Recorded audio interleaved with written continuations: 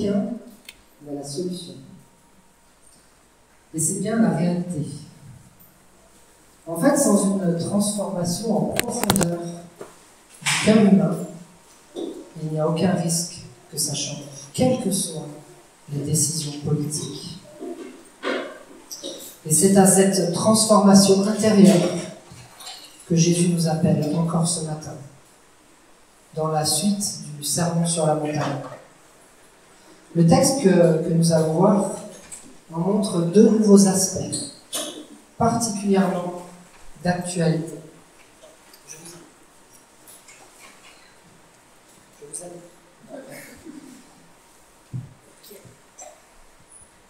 Vous m'entendez? Oui. Je vous invite donc à lire la parole en Matthieu chapitre 5, versets 33 à 42.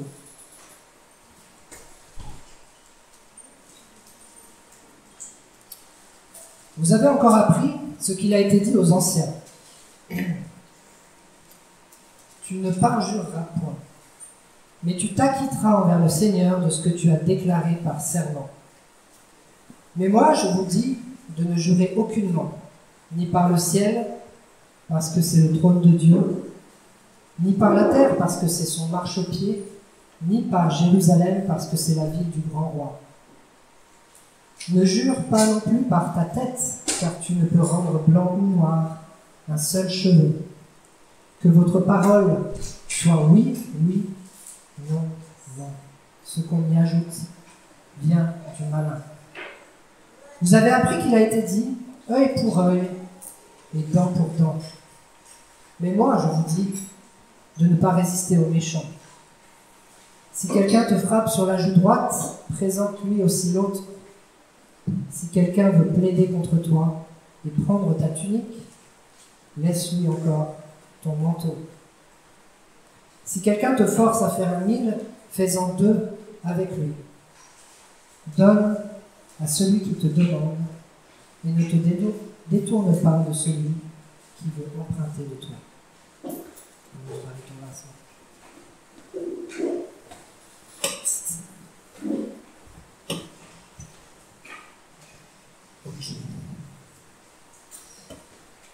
Jésus continue donc sur sa lancée pour démonter les mauvaises habitudes et les fausses interprétations de la loi de Dieu et pour nous montrer la voie à suivre.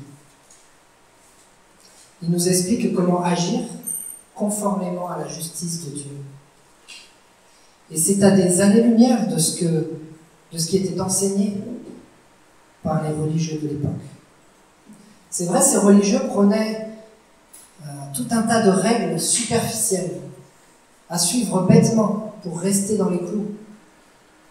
Jésus nous dit qu'il ne s'agit pas de respecter des règles, qu'il faut au contraire une transformation en profondeur de notre cœur, pour que nos motivations les plus profondes rejoignent celles de Dieu.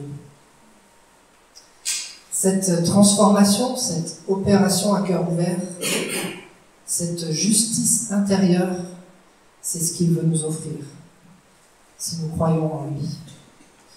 Il veut nous permettre de réellement accomplir la justice de Dieu, pour que nous soyons parfaits devant Dieu. Et c'est sa volonté pour nous. Alors voici ce qu'il nous dit ce matin en résumé. Pour manifester la véritable justice de Dieu, parlez avec vérité et agissez avec grâce, quelle que soit la situation et quelle que soit la personne que vous avez en face de vous. Notre texte, vous l'avez vu, contient en effet 2 enseignements. L'un sur nos paroles et l'autre sur nos actes. On va donc les regarder un par un. Et voici le titre que j'ai donné à chacun d'entre eux. Sur les versets 33 à 37, la transparence plutôt que l'apparence. Et sur les versets 38 à 42, la bienveillance plutôt que la vengeance. Pour chacun de ces 2 enseignements de Jésus, nous allons suivre un peu l'ordre suivant. Nous regarderons tout d'abord les textes bibliques sur lesquels s'appuyer puis la mauvaise interprétation que faisaient les pharisiens de ces textes bibliques, puis l'interprétation vraie donnée par Jésus, et enfin quelques illustrations et applications pour nos vies. Alors, on est parti. La transparence plutôt que l'apparence. Verset 33. Vous avez encore appris qu'il a été dit aux anciens, tu ne parjureras point, mais tu t'acquitteras envers le Seigneur de ce que tu as déclaré par serment. D'où provenait cette loi que Jésus énonce ici? Eh bien, de l'Ancien Testament, sur lequel s'appuyaient les religieux. Et cet Ancien Testament contient divers passages qui nous parlent du parjure. En Lévitique, chapitre 19, verset 12, il est écrit « Vous ne jurerez point faussement par mon nom, car tu profanerais le nom de Dieu. Je suis l'Éternel. » En Exode 20, verset 7, « Tu ne prendras point le nom de l'Éternel ton Dieu en vain, car l'Éternel ne laissera point impuni celui qui prendra son nom en vain. » Nombre 30, verset 3, « Lorsqu'un homme fera un vœu à l'Éternel ou un serment pour se lier par un engagement, il ne violera point sa parole. Il agira selon tout ce qui est sorti de sa bouche. » Ou encore en Deutéronome 23, verset 21, « Si tu fais un vœu à l'Éternel ton Dieu, tu ne tarderas point à l'accomplir, car l'Éternel ton Dieu t'en demanderait compte et tu te chargerais d'un péché. » Le fait de jurer, de faire un serment, c'est invoquer quelque chose de plus grand que nous, comme une garantie sur la véracité de nos paroles. Et cela permet normalement de mettre fin à toute discussion, à toute critique, à tout doute sur la crédibilité de ce que l'on dit. Un serment qui invoque Dieu, invite Dieu à attester de la véracité de ce qui est dit et à sévir si c'est un mensonge.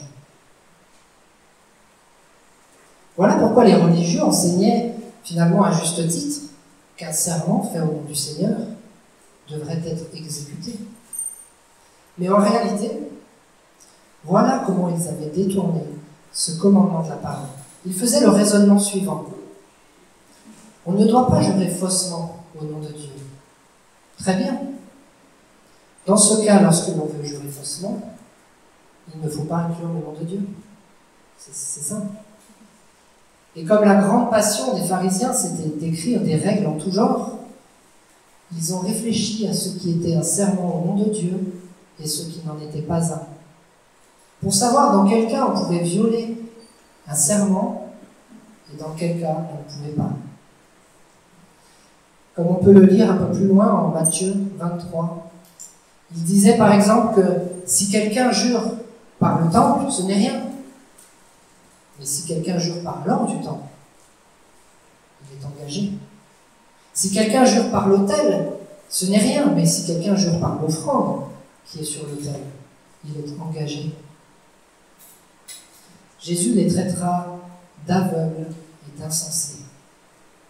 Celui qui jure par l'autel, dit-il, jure par l'autel et par tout ce qui est dessus. Celui qui jure par le temple et par celui qui y habite. Et celui qui jure par le ciel, jure par le trône de Dieu et par celui qui y est assis. En fait, comme il ne fallait pas dire le nom de Dieu en vain, on jurait par tout et n'importe quoi, sans que cela n'ait plus aucune valeur. Ça avait même en fait plutôt l'effet inverse. Ça jetait le doute. Ceux qui juraient le plus souvent étaient probablement les plus gros escrocs. Et c'est pourquoi, si l'on revient à Matthieu 5, Jésus enseigne ici, « Mais moi, je vous dis de ne jurer aucunement, ni par le ciel, parce que c'est le trône de Dieu, ni par la terre, parce que c'est son marchepied, ni par Jérusalem, parce que c'est la ville du grand roi. Ne jure pas non plus par ta tête, car tu ne peux rendre blanc ou noir un seul cheveu. Que votre parole soit oui, oui, non, non. Ce qu'on y ajoute vient du malin. » Jésus vient remettre ici un peu de bon sens au milieu de cette folie. Et il nous fait deux remarques. La première remarque, c'est que Dieu connaît toutes nos paroles. Ce n'est pas parce que le nom de Dieu n'apparaît pas dans un serment que Dieu n'y est pas associé. Il n'y a pas besoin de l'invoquer pour qu'il soit là. Il est partout. Même si je jurais par ce pupitre ou par cette chaise, Dieu le saurait. C'est à Dieu qu'appartiennent cette chaise et ce pupitre. Deuxième remarque. Il est complètement stupide de jurer par quelque chose que l'on ne maîtrise pas. Or, l'homme n'est même pas maître de ses propres cheveux, même si personnellement, j'aimerais bien que ce soit le cas. Faire des serments jurés à longueur de journée est inutile, nous enseigne Jésus. Parce que notre parole doit être vraie en toute occasion. Ajouter un serment sert juste à jeter le doute, le trouble. Cela vient du malin, le diable qui est le père du mensonge, qui cherche à faire naître la suspicion et à diviser. Alors ça ne veut pas dire que tout serment est interdit, comme certains ont pu l'interpréter. Il y a des circonstances officielles, par exemple, ou si l'on témoigne devant un tribunal, lorsque l'on fait des vœux pour son mariage, on peut être amené à jurer de dire toute la vérité, ou à s'engager devant Dieu. Mais cela devrait être réservé à des cas exceptionnels pour marquer le coup, car notre parole devrait être vraie à tout temps, sans avoir besoin de prêter serment. Avant de passer aux applications, je voulais vous donner quelques illustrations bibliques de serments célèbres. En Juge chapitre 11, il est question du juge Jephthé. Ce juge s'engage à livrer en holocauste quiconque sortira des portes de sa maison au devant de lui à son retour de la guerre. Quelle folie, n'est-ce pas? Pour s'acquitter de son vœu, il brûlera sa propre fille sur l'autel. Le roi Saül, en 1 Samuel chapitre 14, il fait jurer le peuple en disant « Maudit soit l'homme qui prendra de la nourriture avant le soir, avant que je ne me sois vengé de mes ennemis. » Et personne n'avait pris de nourriture, si ce n'est son fils Jonathan, qui sera finalement épargné par l'intervention du peuple. En Matthieu chapitre 14, le roi Hérode, charmé par sa belle-fille, lui promet avec serment de lui donner ce qu'elle demanderait. Et c'est Jean-Baptiste qui a fait les frais de ce serment, puisqu'elle lui a demandé sa tête. Le souverain sacrificateur qui s'adresse à Jésus, en Matthieu chapitre 26, verset 63. « Je t'adjure par le Dieu vivant de nous dire si tu es le Christ, le Fils de Dieu. » Jésus, lui, ne parjurera point en disant « Tu l'as dit ». De plus, je vous déclare, vous verrez désormais le Fils de l'homme assis à la droite de la puissance de Dieu et venant sur les nuées du ciel. Quelques versets plus loin, un dernier exemple. En Matthieu chapitre 26, versets 71 à 74. Il s'agit de Pierre. Comme il se dirigeait vers la porte, une autre servante le vit et dit à ceux qui se trouvaient là, celui-ci aussi était avec Jésus de Nazareth. Il le nia de nouveau, avec serment, je ne connais pas cet homme. Peu après, ceux qui étaient là, s'étant approchés, dirent à Pierre, certainement, tu es aussi de ces gens-là, car ton langage te fait reconnaître. Alors il se mit à faire des imprécations et à jurer. Je ne connais pas cet homme. Aussitôt, le coq chanta. Alors ces exemples ont déjà de quoi nous faire passer l'envie de faire des serments en l'air, de jurer par quoi que ce soit. Mais Jésus nous demande bien plus que cela. Il souhaite que nous parlions avec vérité, quelle que soit la circonstance ou la personne en face de nous. Que nous vivions dans la transparence plutôt que dans l'apparence. Tout l'inverse de ce à quoi on est habitué. Un commentateur a écrit ceci: toute notre société est essentiellement construite sur un réseau de vérités fabriquées ou manufacturées. Nous occultons la vérité, nous trichons, nous exagérons, nous falsifions les déductions d'impôts, nous faisons des promesses que nous n'avons nulle intention de tenir. Nous inventons des excuses et nous trahissons les confidences. Tout cela dans le cours normal de la vie de tous les jours. Énormément d'aspects relevant du domaine des affaires, de la politique, du gouvernement, du système éducatif, de la science, de la religion et même de la vie familiale reposent sur des mensonges et des demi-vérités.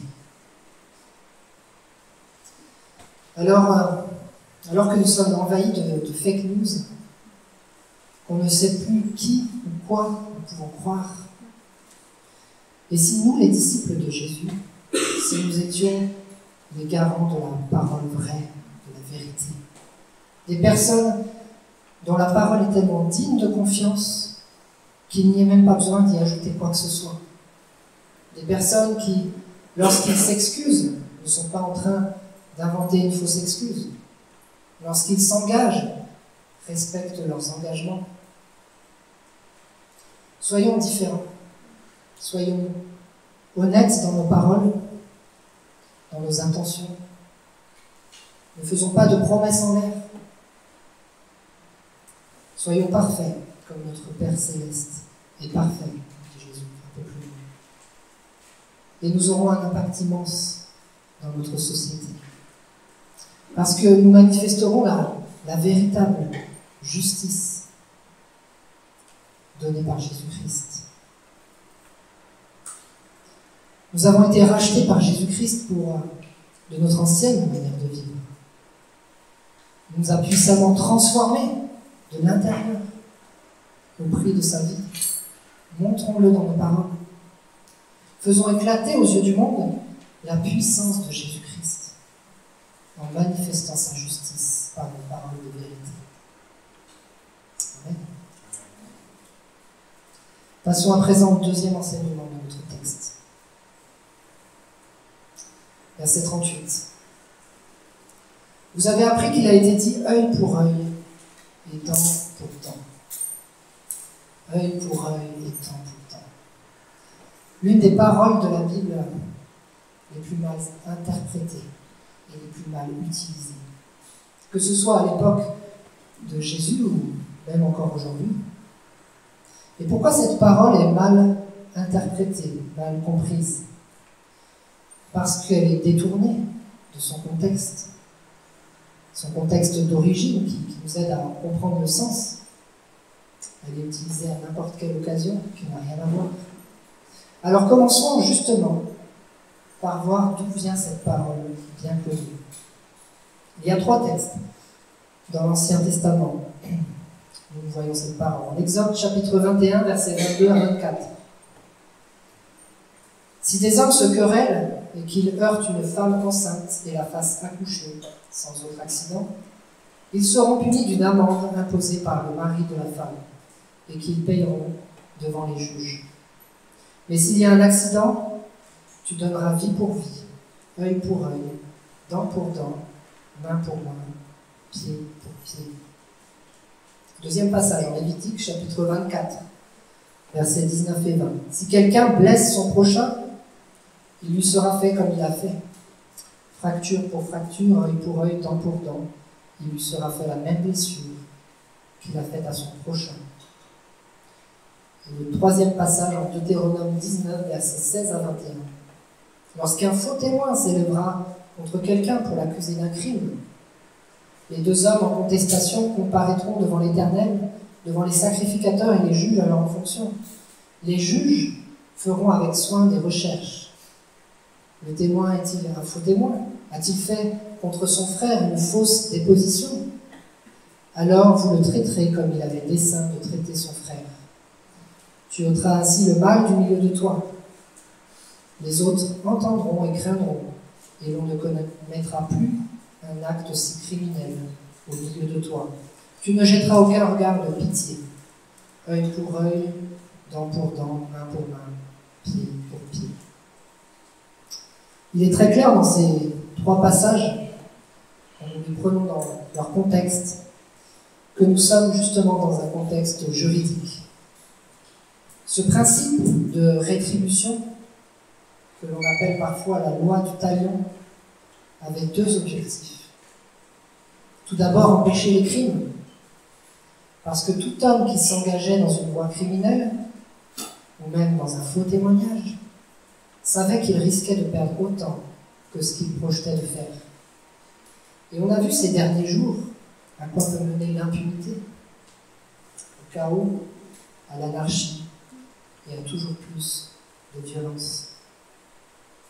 Le deuxième objectif, c'était d'empêcher un châtiment excessif basé sur la vengeance personnelle. Du genre un peu de ce personnage de l'Ancien Testament, un descendant de Caïn qui se nommait Lémec qui disait « J'ai tué un homme pour ma blessure et un jeune homme pour ma meurtrissure. » Caïn sera vengé 7 fois et Lémec 77 fois. Empêcher les crimes et prévenir un châtiment excessif basé sur la vengeance personnelle. Tout cela dans un contexte juridique. Voilà quelle était la raison d'être de ce principe œil pour œil, dent pour dent. Pourtant, quelle interprétation en ont fait les hommes? Eh bien, tout l'inverse. Un prétexte justement à la vengeance. Encore ces derniers jours, je ne sais pas si vous avez vu cette image de cet homme en colère pendant la marche blanche pour Naël. Voici ce qu'il criait devant la caméra. Dieu est grand, les policiers nous tuent, on a le droit de les tuer. Œil pour œil, dent pour dent. Mais encore une fois, Jésus vient corriger cette fausse interprétation et nous enseigner ce qu'est la véritable justice de Dieu. On revient à notre passage au verset 39. Mais moi, je vous dis de ne pas résister aux méchants. Si quelqu'un te frappe sur la joue droite, présente-lui aussi l'autre. Si quelqu'un veut plaider contre toi et prendre ta tunique, laisse-lui encore ton manteau. Si quelqu'un te force à faire 1000, fais-en 2 avec lui. Donne à celui qui te demande et ne te détourne pas de celui qui veut emprunter de toi. Au lieu de la vengeance, Jésus nous appelle à la bienveillance envers notre prochain, même celui qui nous veut du mal. Ne pas résister aux méchants. Est-ce que cela veut dire qu'il faut laisser faire n'importe quel crime devant nos yeux? Ou accepter n'importe quel péché sans rien dire? Non, bien sûr. Et d'ailleurs, Jésus n'a pas fait cela.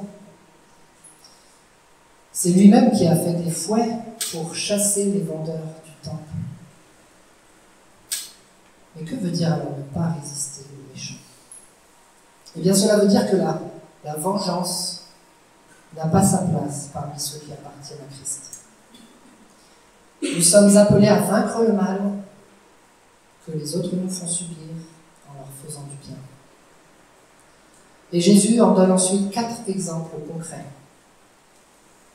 4 exemples de droits fondamentaux humains que nous devons être prêts à renoncer pour la cause de Jésus-Christ. Premier exemple.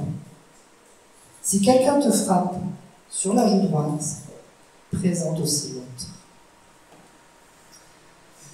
Je ne sais pas si vous voyez bien, mais c'est la claque la plus célèbre du XXIe siècle. La claque de Will Smith. Pourquoi j'ai mis cette photo? Bien, si l'on regarde bien, on remarque que Will Smith frappe la joue gauche de son adversaire. Et non pas la joue droite, comme dit Jésus. Ça peut faire sourire, mais c'est un exemple, c'est un détail qui a son importance.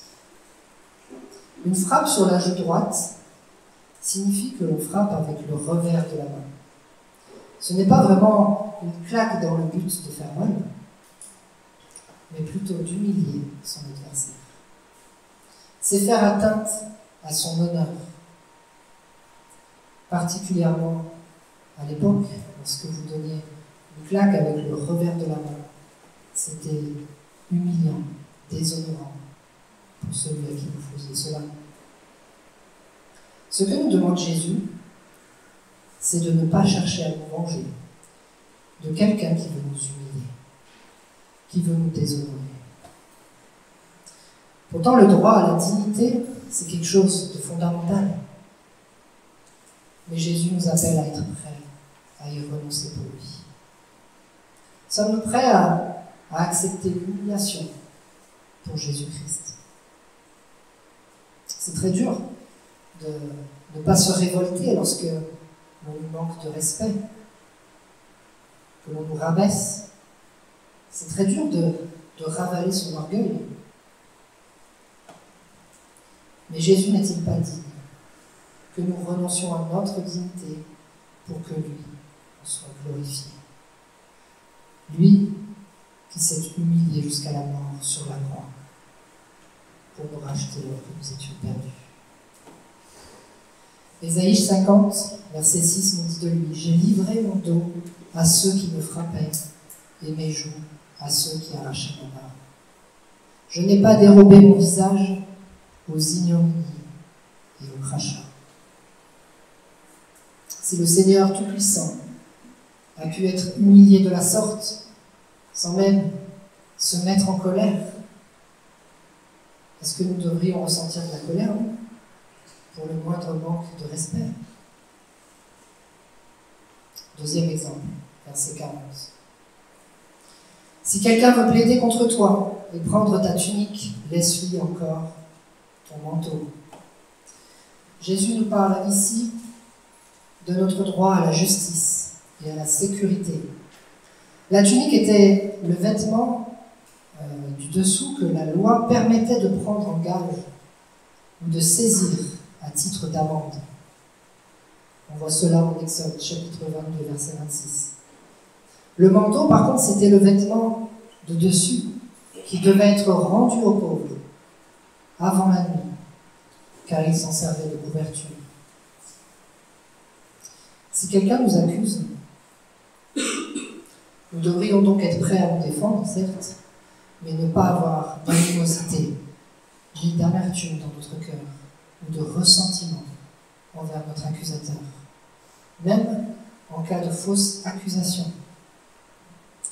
Jésus, vous le savez, a subi les pires calomnies, mais il s'est toujours défendu calme, si bien que ses oppresseurs eux-mêmes en étaient étonnés. Nous ne devons pas nous venger de celui qui nous accuse, mais garder une attitude de bienveillance envers lui. Troisième exemple. Si quelqu'un te force à faire un mille, fais-en deux avec lui. Jésus nous parle à présent de notre droit à la liberté. Peut-être ça ne nous parle pas trop aujourd'hui, cet exemple, mais sous l'occupation romaine, les soldats de l'armée pouvaient obliger ceux qui n'étaient pas romains à porter leur équipement pendant 1 mille. Imaginez la contrainte que ça pouvait être. Même si vous aviez quelque chose d'urgent à accomplir, il fallait s'arrêter et il fallait obéir. Il fallait se soumettre à la demande de l'occupant. Et c'était totalement injuste. Mais Jésus nous demande d'avoir un amour tel que de ne pas avoir de ressentiment envers celui qui nous prive de notre liberté, celui qui nous contraint à des demandes déraisonnables. Les premiers disciples, vous savez, ont eu droit à la case prison à de nombreuses reprises, mais ils ne se sont pas remis. Paul et Silas chantaient dans leur prison. Ils sont même allés jusqu'à protéger leur gardien de la mort et le conduire à Christ. Quatrième exemple. Donne à celui qui te demande et ne te détourne pas de celui qui veut emprunter de toi. Le droit de posséder. Là, on a vraiment du mal à partager, n'est-ce pas? On peut passer à la slide suivante, s'il te plaît. Merci. connaissez ce personnage, n'est-ce pas? Est-ce que nous ne sommes pas un peu comme lui parfois? On tient beaucoup à ce qui est précieux pour nous. Pourtant, quand quelqu'un a un besoin véritable et demande à emprunter quelque chose de nous, nous devrions lui donner ce qu'il nous demande. Cela ne signifie pas de répondre à toute demande qui serait insensée ou égoïste, mais Jésus nous dit d'être prêt à donner ce dont l'autre a besoin, dès que nous avons connaissance du besoin. Ne pas accueillir à contre-cœur une demande d'aide, mais désirer aider les autres avec empressement et générosité et amour. Remplace le désir de vengeance par de la bienveillance, quelles que soient les circonstances ou la personne que tu as en face de toi. C'est renoncer à son droit à la dignité, à la sécurité, à la liberté et même à la possession. C'est plus facile à dire qu'à faire. Des êtres humains tels que nous, pouvons-nous être capables de renoncer à tout cela, de mettre en pratique les enseignements de Jésus? Sommes-nous capables d'être comme un Joseph, par exemple, qui embrasse ses frères, qui les couvre de cadeaux, eux qui l'avaient pourtant maltraités et vendus comme esclaves? Pouvons-nous être un David qui a laissé son pire ennemi Saül repartir libre en 2 reprises quand il était à sa merci, alors que celui-ci lui faisait vivre un véritable enfer? Pouvons-nous être un Étienne qui lapidait, prie Seigneur, ne leur impute pas ce péché? Pouvons-nous être un Abraham qui a quitté sa terre pour obtenir le pays promis par Dieu et qui, lorsqu'il arrive dans cette terre, donne la meilleure part à son neveu Lot? Pouvons-nous être comme Jésus lui-même, lui qui injuriait, ne rendait point d'injures, maltraitait, ne faisait point de menaces, mais s'en remettait à celui qui juge justement? Sommes-nous capables, frères et sœurs, d'un tel amour? Certainement pas par nous-mêmes, mais uniquement si Jésus-Christ transforme nos cœurs. Et si nous lui restons attachés pour marcher par l'Esprit. Pour manifester la véritable justice de Dieu, parlons avec vérité et agissons avec grâce envers tous ceux que Dieu mettra sur notre route. Cette attitude, qui pourrait passer pour de la faiblesse aux yeux du monde, démontrera au contraire la puissance du salut offert par Jésus-Christ et l'amour surnaturel qu'il a déversé en nous. C'est la voie qu'a choisie un homme extraordinaire, dont j'aimerais vous laisser le témoignage en guise de conclusion ce matin. Il s'appelle George Muller. Si vous ne savez pas ce qu'a fait cet homme de sa vie, si vous n'avez pas le temps de lire son autobiographie, L'audace de la foi, s'il vous plaît, ne prenez ne serait-ce que 5 minutes pour lire sa fiche Wikipédia. Cet homme était voleur, buveur, joueur, rebelle, et Dieu a transformé son cœur. À tel point qu'il a voué toute son énergie, tout son temps, tout son argent à s'occuper d'orphelins. Il a d'abord ouvert sa propre maison pour en accueillir 30. Puis il a fallu faire plus grand. Il a acquéri d'autres maisons de la rue pour pouvoir en accueillir 130. Au cours de sa vie, il finira par prendre et par éduquer plus de 10 000 orphelins, sans n'avoir jamais fait une quelconque recherche de fonds, uniquement par la prière et par les dons. Si seulement chacun d'entre nous pouvait avoir le même cœur que cet homme, le monde serait bien différent. Eh bien, voici ce qu'il dit, et je terminerai là-dessus. Il y a eu un jour où je suis mort, complètement mort.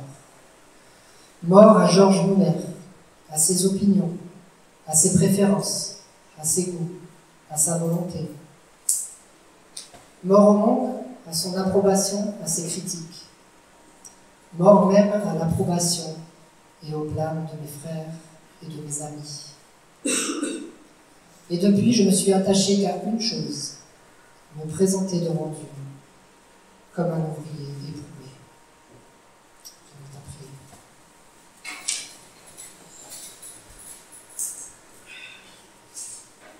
Seigneur, nous avons tellement besoin que tu transformes notre cœur encore, Seigneur. Il est tellement loin de cet idéal que tu nous décris ici. Il est tellement tortueux encore, Seigneur. Nous avons besoin de toi. Et Père, je te prie que tu nous aides à ne plus vivre comme nous vivions avant, Seigneur, mais à nous laisser transformer par toi. Et même quand c'est difficile de suivre tes enseignements, Seigneur, donne-nous la force, donne-nous le courage de le faire. Merci pour ta grâce infinie envers nous, ta patience, ton pardon lorsque nous chutons. Et merci pour cet esprit que tu nous donnes, qui nous permet de vivre différemment.